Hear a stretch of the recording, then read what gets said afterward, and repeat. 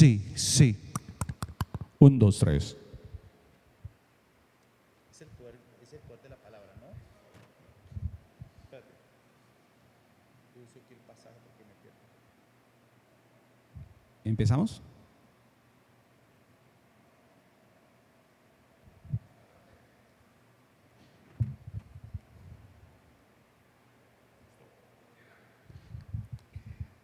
Esta noche, hoy nos encontramos con el doctor Gabriel Alzate, nuevamente desde aquí, unos amigos, Edwin Guzmán, Gabriel Alzate, para tener la oportunidad, la bendición de explorar un poco la lección de escuela sabática de esta semana. Esa lección es el llamado a estar firmes. Desde su iglesia adventista del séptimo día, Maranata, de la ciudad de Cali. Bienvenido, Gabriel. Gracias, hermano Edwin. Nos encontramos en esta mañana justamente para compartir esta hermosa lección. Creo que todas las lecciones de este trimestre han sido muy maravillosas y esta de la lección número 12 no es la excepción. El llamado especial por Dios para estar firmes. Y antes de hacerlo, quisiera invitar a toda nuestra audiencia para que pueda acompañarnos en una palabra de oración. Nuestro Padre y nuestro Dios, en esta mañana te damos muchas gracias por tu presencia. Gracias porque nos concedes este gran privilegio una vez más de estudiar la lección de la escuela sabática, el libro de Efesios. Y queremos suplicarte, Padre, para que en esta hora tu Santo Espíritu pueda tocar nuestra mente, nos abra el entendimiento y podamos comprender tu mensaje en esta hora, un mensaje que va a prepararnos para el reino de los cielos. Bendice la audiencia virtual en esta hora, en el nombre y por los méritos de Cristo Jesús. Amén, Señor. Amén. Amén. Hermano Edwin, ¿qué tal te pareció la lección de la semana?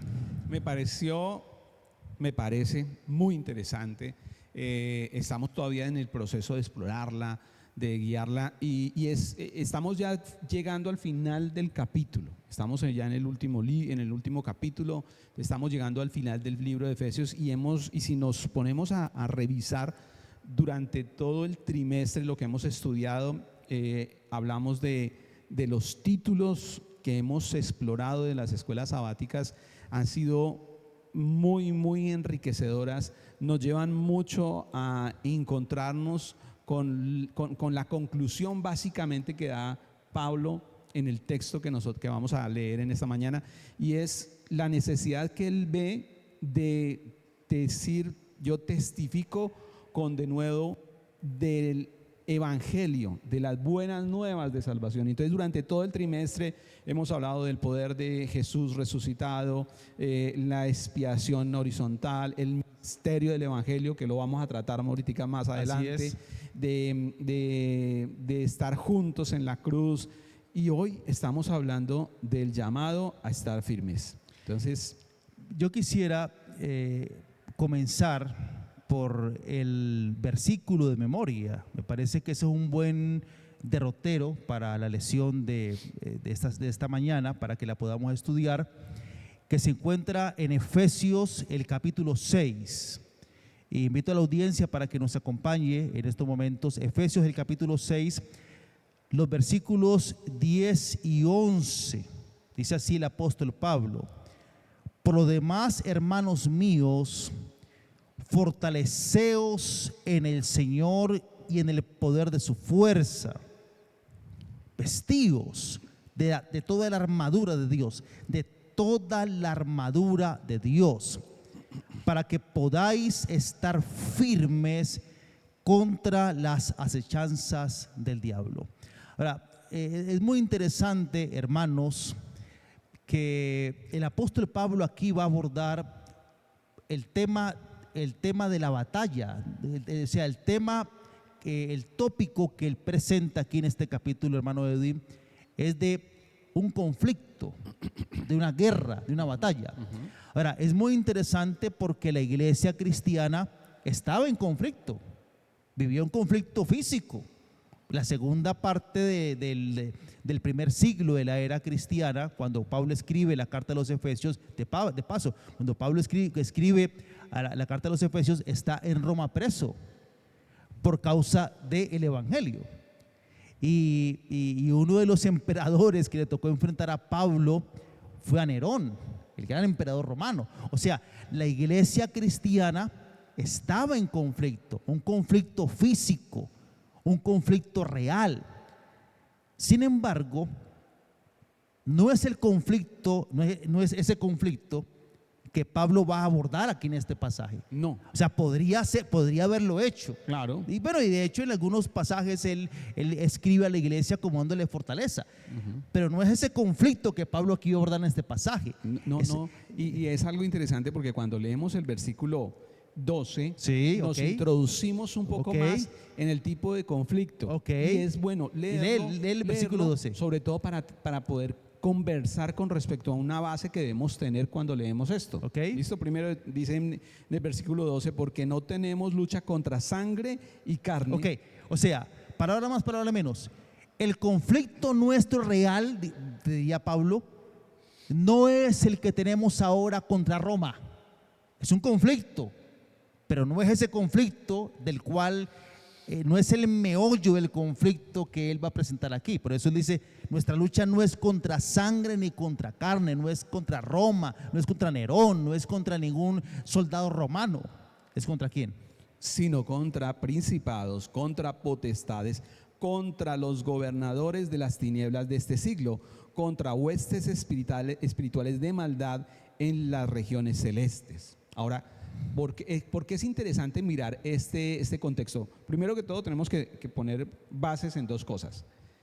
Dificultades en la vida se le dan tanto a los seguidores de Cristo como a aquellas personas que no creen en Dios. Así Dios es. dice, yo hago llover sobre buenos y malos, hace salir el sol sobre buenos y malos. Las circunstancias realmente que vivimos nosotros son circunstancias que vive el mundo entero y se viven por las consecuencias del pecado, por el esfuerzo mismo que pueden dar una persona a la otra, las condiciones sociales, bueno, cantidad de aspectos externos e internos del ser, ¿listo? Pero el conflicto que nos presenta aquí Pablo dice, porque no tenemos lucha contra carne y sangre, sino contra principados, contra potestades, contra gobernadores de las tinieblas de este siglo, contra huestes espirituales de maldad en las regiones celestes. Si no lo pintan así, pareciera que tuviéramos un conflicto con alguien muy poderoso, ¿sí?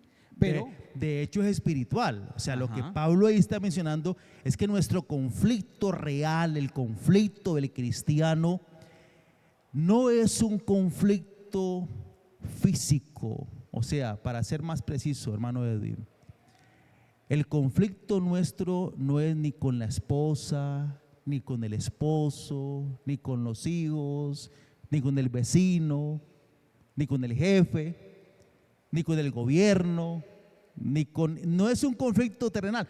Es posible que alguien piense que sea así, pero no es así. Pablo dice aquí en estas líneas que nuestro conflicto real es algo que trasciende a lo físico, es en el plano espiritual.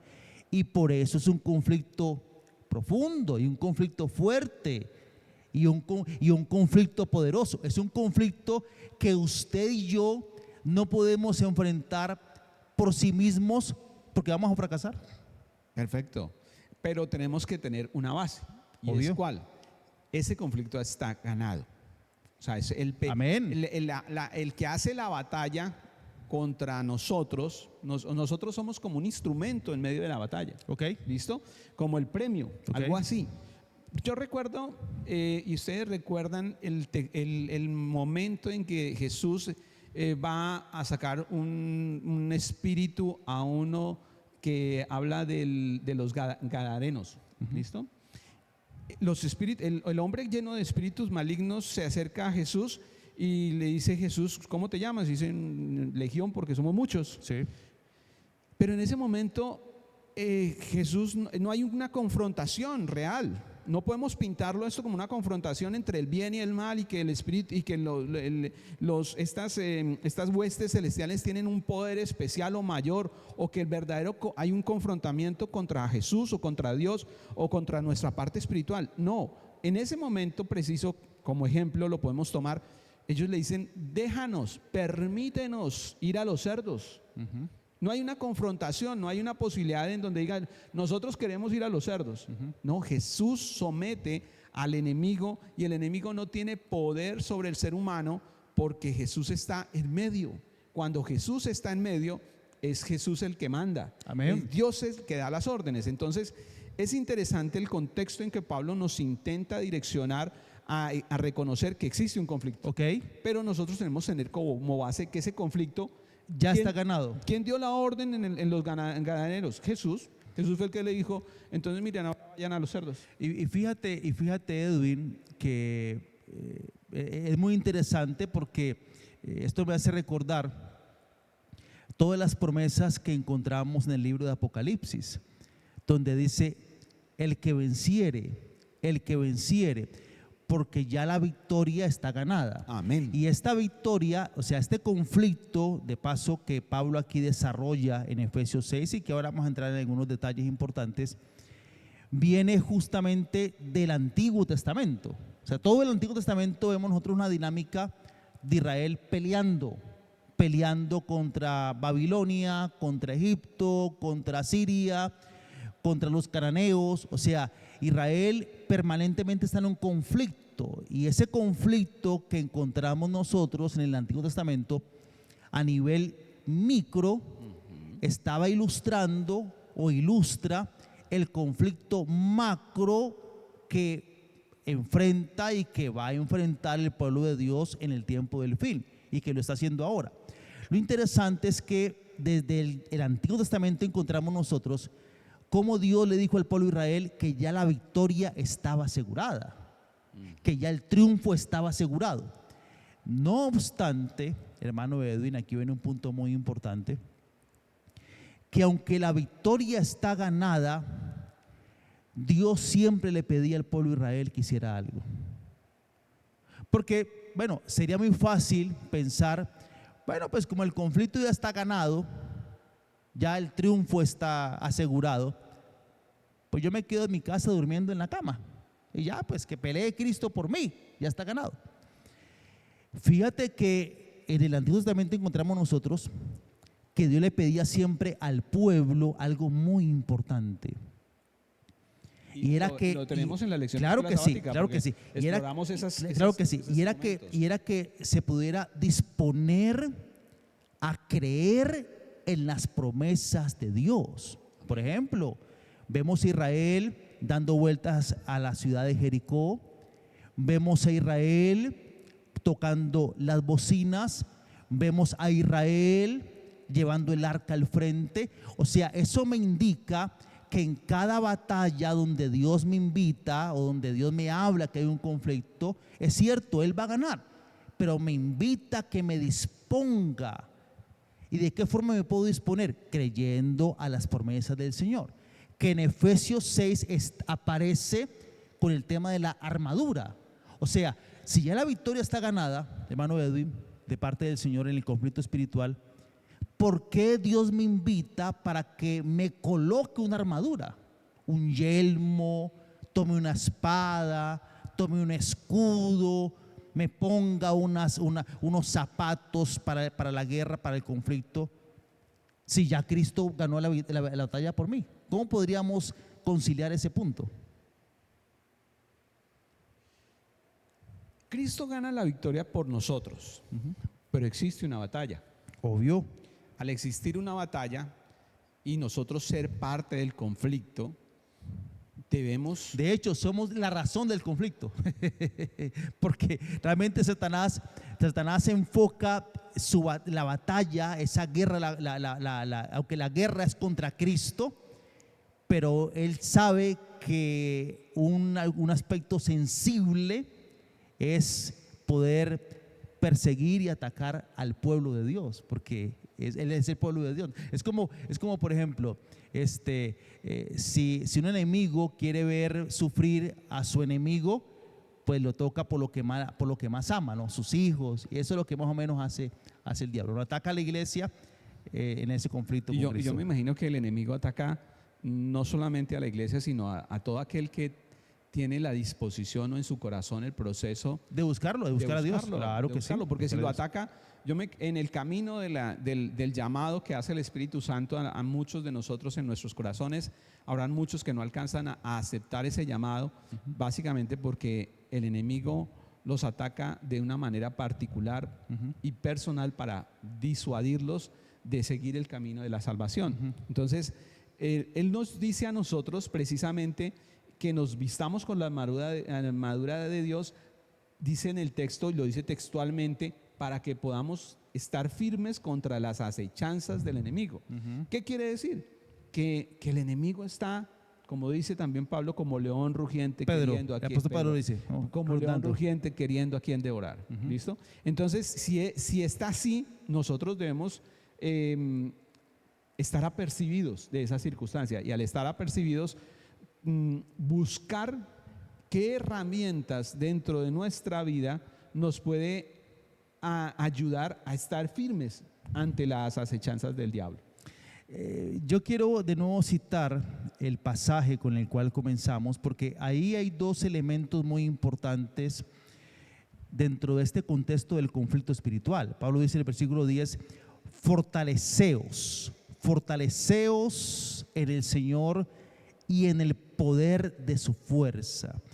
Ese vocablo fortalecer, yendo al texto original en griego, donde Pablo escribió, como Pablo escribió este pasaje, es como, para usar un término muy actual, es empoderamiento. O sea, apropiémonos, empoderémonos del Señor. O sea, esto es muy profundo, porque aquí Pablo presenta que el Señor es el que me va a dar ese empoderamiento para estar firme. Me va a dar esa herramienta para, como tú decías ahora, para estar firme, erguido y bien parado frente a ese conflicto. No es mi experiencia, no es mi trayectoria dentro de la iglesia, no es porque seamos ancianos de iglesia, pastores, evangelistas, teólogos, lo que nos va a hacer que estemos firmes en el conflicto. No, es estar fortalecidos, estar empoderados con las herramientas que provienen de parte del Señor. Ya, una pregunta. ¿No? Y permítame, entonces, y el segundo elemento que Pablo aborda aquí es poder. Y este poder es el término en griego kratos, donde se compone el término teocracia, poder de Dios, poder de lo alto de parte del Señor. O sea, el ser empoderados y recibir el poder de Dios son dos herramientas muy importantes para que el cristiano esté firme. Dice el versículo 11, para que podáis estar firmes, parados frente a ese conflicto espiritual. Ahora entonces, la pregunta sería, dice, fortaleceos en el Señor. Sí. ¿Listo? O sea, ¿dónde está la fuerza? ¿Dónde está verdaderamente el poder para vencer las acechanzas del enemigo? En Dios. Exactamente. Básicamente. Él es la fuente, el origen. Él es la fuente, Él es el origen. Si yo voy solo a este conflicto, Edwin, Ajá. voy a ser derrotado. Digamos que aquí nos pusieron el ejemplo de Gedeón. Y Gedeón llega y manda una cantidad de gente, y cuando está esa cantidad de gente dice, no, esos son muchos, vamos a ir menos. Y son muchos, vamos a ir menos, son muchos. Y al fin enfrentan un ejército sin armas, sin experiencia, sin una capacidad bélica, y lo vencen. ¿Quién venció verdaderamente el ejército? Dios. Dios. ¿Listo? Pero hubo una parte que el pueblo le tocó hacer. Claro. Ahora, imagínate la circunstancia tan particular que es decirle a 300 personas vayan y combatan contra el enemigo con unos unos cántaros. cántaros desocupados con un pedazo de fuego ardiendo. Entonces, ¿qué era lo que verdaderamente iba a hacer que la batalla fuera ganada? El cántaro con el fuego, la actitud de ellos. ¿Qué era lo que tenía como herramienta Dios para que esa batalla se diera?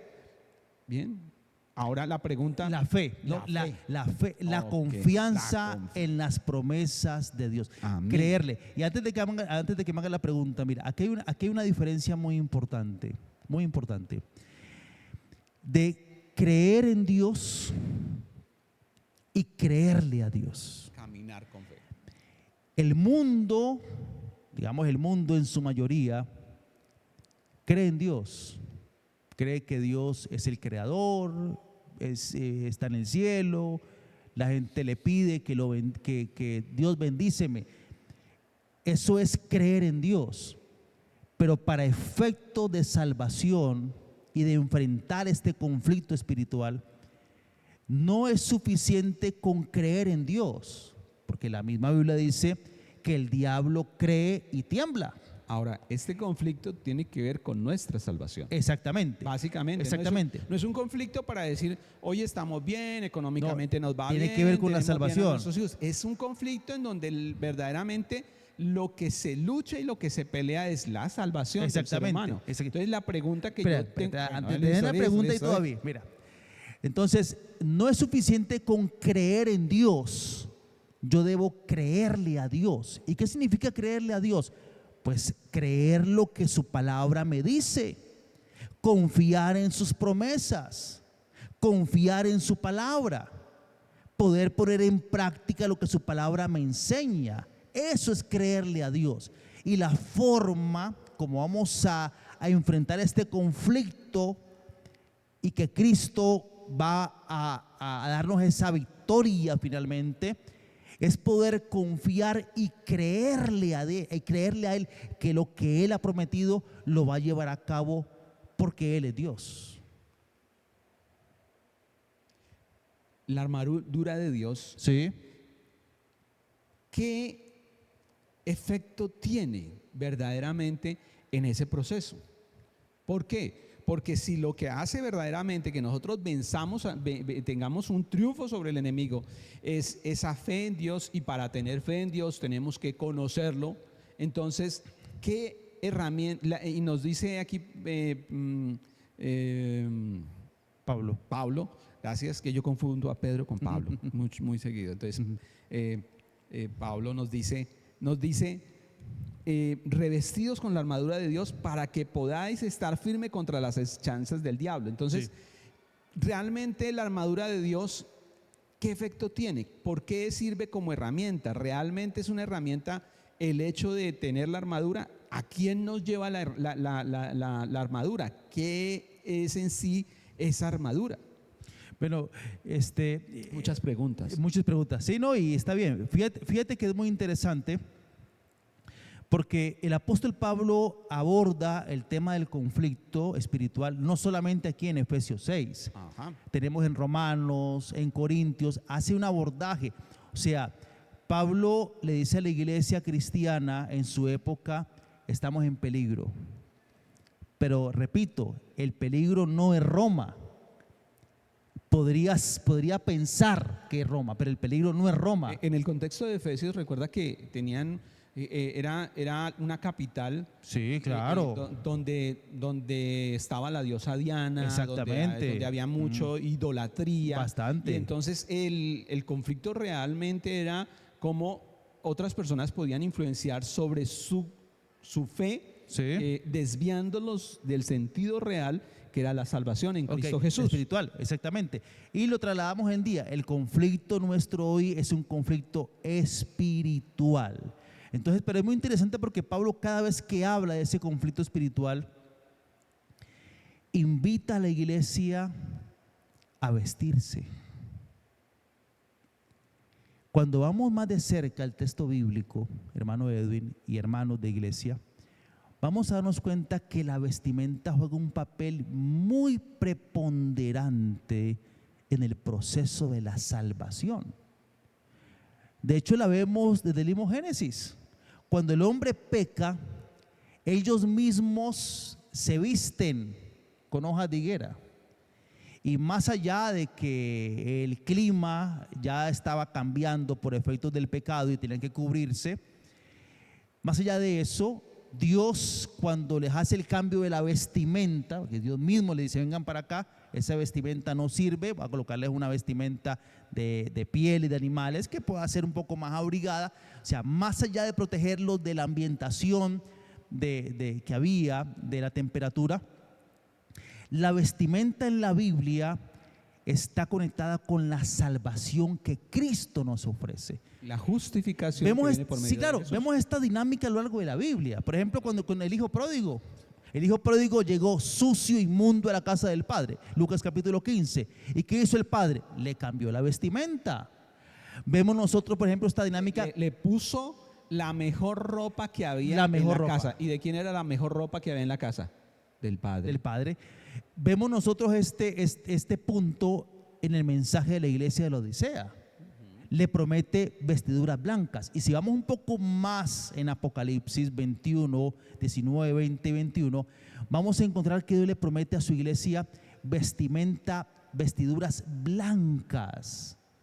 O sea, la vestimenta en la Biblia es muy importante, que conecta con la salvación, conecta con la justificación, tiene que ver con ese proceso donde el Señor me está aceptando, porque lo primero que hace Dios es aceptarme tal cual como yo soy, lo primero, con mis pecados, con mis fallas, con mis errores, pero también tiene que ver con ese proceso de ahora restaurar mi vida espiritual, perdonarme, justificarme, santificarme, que Pablo en Efesios 6 lo traduce para que sea entendible a su audiencia en la vestimenta de un soldado de su época, un soldado romano, pero que en términos teológicos tiene que ver con la justificación, con el perdón, con la santificación, con el proceso de la obediencia derivado de la salvación que Cristo ha hecho en mi vida.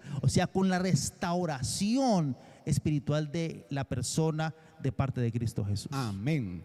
Entonces es interesante y tendríamos que explorar nosotros el texto donde dice vestidos. Porque en todas las experiencias que tú nombrabas, Dios es quien nos viste. Es Dios. Es quien nos da la ropa. No nosotros. Y aquí es en Dios. este caso, Pablo está diciendo vestidos con la armadura de Dios. Es que es la armadura de Dios. Ok, podríamos, y es posible que exista una transgiversación diciendo que el hecho de que yo me ponga la armadura es el proceso de mi santificación. Es que todo tiene que ver, ¿no? Estamos tocando aquí, porque estaba aquí leyendo, por ejemplo, ¿Pero sí o no? Fíjate, estaba aquí leyendo donde Pablo hace mención de los elementos de la armadura, hace mención, por ejemplo, de la justicia. ¿Y quién es la justicia? Hace mención de la salvación. ¿Quién es la salvación? Hace mención de la palabra de Dios. ¿Quién es la palabra de Dios? O sea, tiene que ver con elementos propios del proceso de la salvación que comienza con el perdón, la obediencia, la justificación, la santificación, que no es una obra mía, es la obra de Cristo en el corazón de la persona. Amén. Porque de hecho, por ejemplo, para hacer un paréntesis, de hecho, el fruto que la Biblia habla y que Pablo también lo menciona en otra de sus epístolas, que tiene que ver con la obediencia y los mandamientos de Dios, eso es un derivado, es una consecuencia, es un resultado de lo que Cristo ha hecho en mi vida. No es al contrario. La gente piensa que hay que obedecer para salvarse. No, hay que buscar la salvación de Cristo y como consecuencia de esa salvación es que Cristo me va a llevar a una vida de obediencia. Amén. ¿no? Es que De santificación. nosotros llegamos al punto de obedecer porque somos cristianos, no obedecer para ser cristianos. Obedecemos porque somos salvos. Amén. Porque la salvación es el efecto, o sea, es el efecto salvífico en la vida de una persona, el llevarla a esa persona a una vida de obediencia a la palabra del Señor. Y son todos los elementos que Pablo aquí menciona, cuando él dice, por ejemplo, ceñidos de los lomos con la verdad, vestidos con la coraza de justicia, calzados los pies con el evangelio de la paz, tomad el escudo de la fe, fíjate, la fe que hablábamos ahora, el yelmo de la salvación que tiene que ver con la cabeza, ¿no? Pensaba mucho en eso el día de hoy, por qué Pablo relaciona el yelmo que iba en la cabeza del soldado romano con la salvación. Interesante eso, porque tiene que ver con nuestras decisiones, con nuestros pensamientos. con nuestro Recuerde que pensamiento. nosotros no pecamos por acción, pensamos por pensamiento. Exactamente, y tiene que ver con la escogencia del ser humano. O sea, fíjate, la salvación hoy está provista para todo el mundo en la persona de Cristo. Amén. Todo mundo. O sea, la cruz, lo que pasó en la cruz del Calvario, hizo posible que todo el mundo sea salvo. Pero esto no es universalismo, porque la salvación de la cruz de Cristo solo aplica para aquellos que, tomando ese yelmo en la cabeza, deciden aceptar la salvación. Por eso hay una conexión muy, muy interesante que Pablo aquí hace entre cada elemento de la armadura con el aspecto salvífico, ¿no? Y luego dice, uno lo ve en cada aspecto está Cristo Jesús. Exactamente. Y luego dice la espada del Espíritu, que es la palabra de Dios. De paso, no sé si tú te diste cuenta, Edwin, que en toda esta perícopa, entre el versículo 10 y el versículo 20 de Efesios 6, Pablo presenta las tres personas de la deidad. Algo muy importante, hermanos, porque yo siempre lo he dicho. Por ejemplo, aquí Pablo menciona: fortaleceos en el Señor, o sea, que es Cristo, tomad la armadura de Dios, que es el Padre, y ahora leíamos el pasaje, y la espada del Espíritu, que es el Espíritu Santo. O sea, hay una dinámica en la Biblia y sobre todo en Pablo que es muy importante, y es que en todo proceso, mira, en todo el proceso, en todo programa salvífico del cielo en favor del ser humano, siempre actúan las tres personas de la deidad. Amén. Padre, Hijo y Espíritu Santo. Por eso, hermanos, este conflicto espiritual, aunque puede ser muy grande, de mucho impacto, desafiante, ya está ganado. Porque todo el cielo está a nuestra entera disposición. Hay una cosa que tenemos que responder antes de ir finalizando. Sí, porque ya Porque estamos aquí cerrando. dice: para que podáis resistir en el día malo. Wow. Porque, claro, el pasaje termina, el pasaje se convierte se transforma ahora, deja de ser casi epistolar, casi exhortativo, casi un mensaje de advertencia por lo que está pasando en el tiempo presente, y se transforma ya a un texto casi profético. Sí, o sea, inicialmente escatológico. él está escribiéndole a Efesios porque hablábamos del contexto inicial de él. Sí, el pero presente. ya este mensaje nosotros sabemos que es universal. Sí, ya. Tiene un sentido no temporal. Sí, claro, el pasaje ya toma forma escatológica, profética. Para este tiempo. Sí, porque está hablando Pablo ahora de todos los conflictos intensificados que quería tener la iglesia a lo largo de la era cristiana, hasta llegando a su epílogo, que sería el tiempo del fin, o sea, el tiempo actual. Pero entonces el día malo es hoy.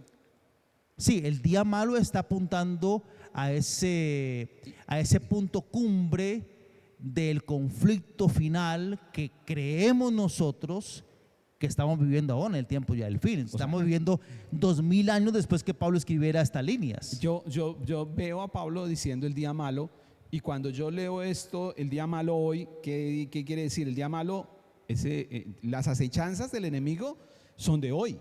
Y si mañana vuelvo y leo el texto y dice el día malo, las acechanzas del enemigo son de mañana. Y fueron de ayer, y van a ser de pasado mañana. Y él quiere en cada día estar confrontando con Cristo Jesús. Y confrontar con Cristo Jesús es acechar nuestros pensamientos, acechar nuestra vida, acechar nuestra relación espiritual con Cristo Jesús. Así es. Ahora, este análisis no es una forma matemática.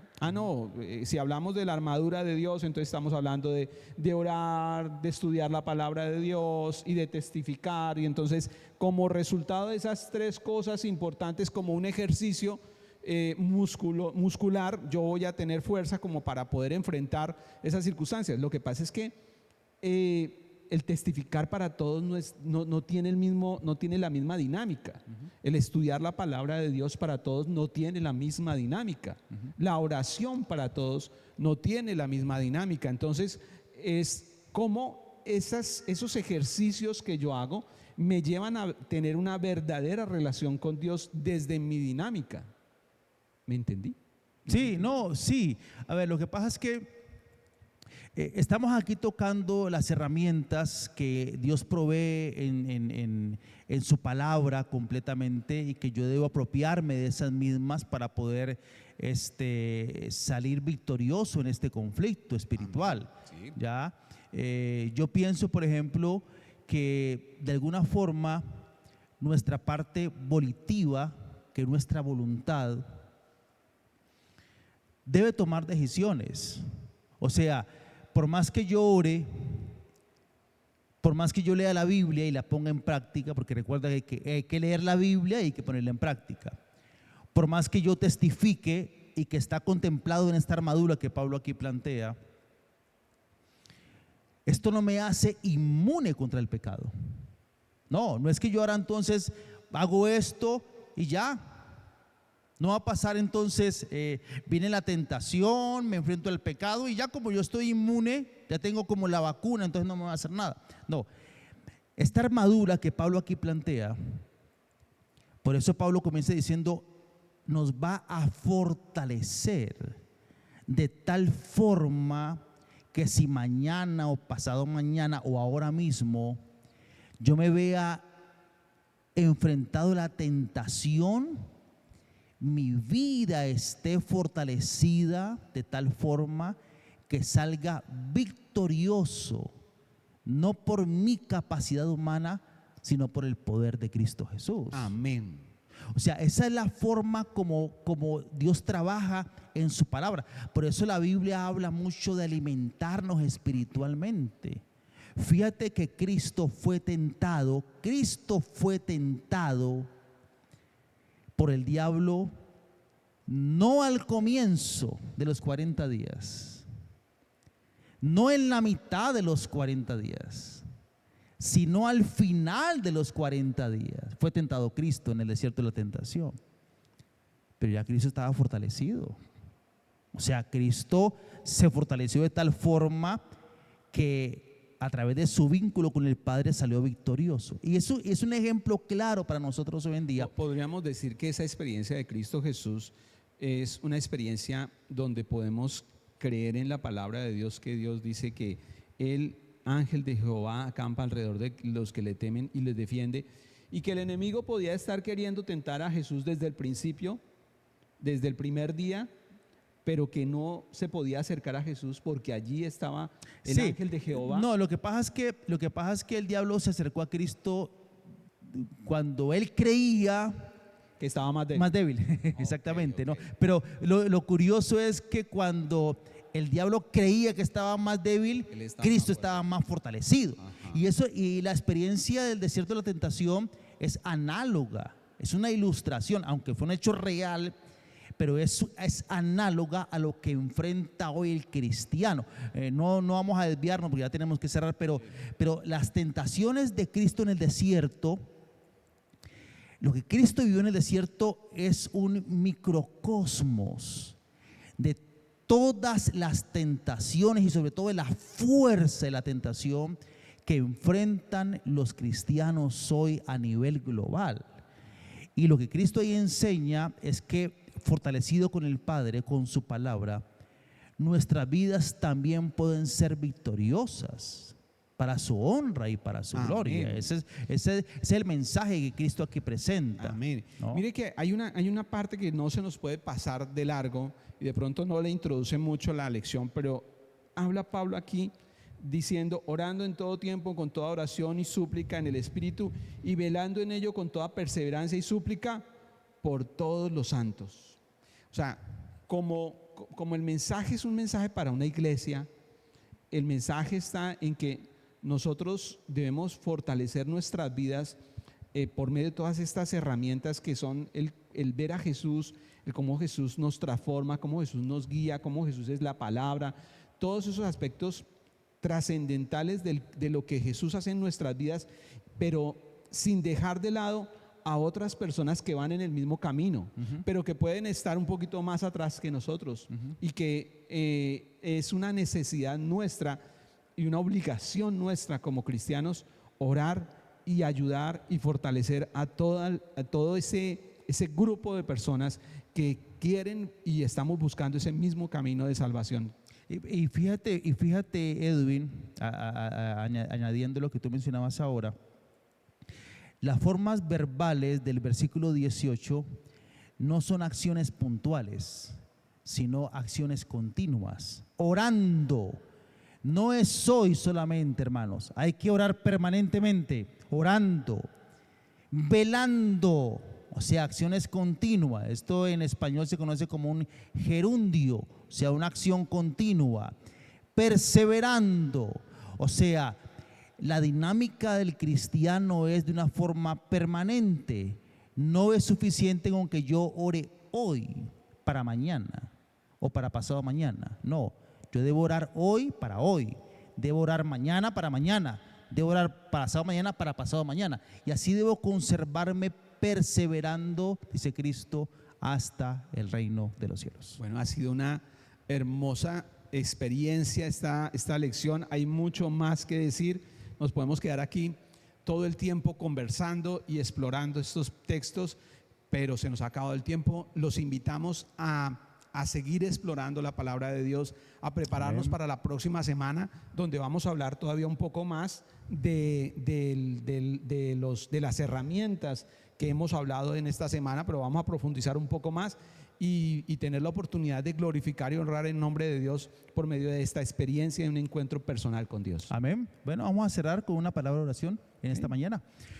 Padre, gracias te damos en esta hora por tu palabra, gracias por las promesas que encontramos en ella, Señor. Hoy hemos estudiado de una forma muy especial la promesa de la armadura de Dios, como apropiándonos de dicha armadura, nuestras vidas van a salir victoriosas, no por nuestra fuerza o capacidad, sino por la obra bendita de Cristo Jesús. Ruego por cada miembro en esta mañana, dice tu iglesia aquí de Maranata, y síguenos acompañando en lo que resta de tu día santo, en el nombre y por los méritos de Cristo Jesús. Amén, Señor. Amén. Que Dios los bendiga. Hermanos, Dios les bendiga a todos en esta mañana.